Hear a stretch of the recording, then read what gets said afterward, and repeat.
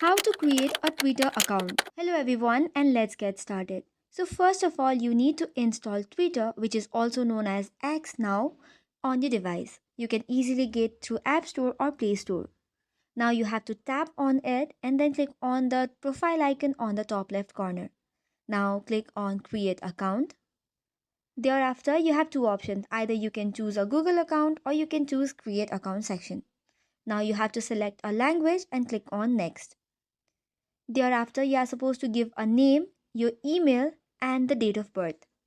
Once that has been verified, click on OK and then on Next. Now tap on Sign Up.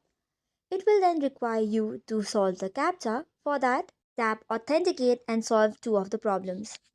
Once that has been completed, we can continue with the action, which is a code is sent on our Gmail. Go and verify it, and just by that, you have created your account. That's all for today. For more such contents, do not forget to hit the like and subscribe button.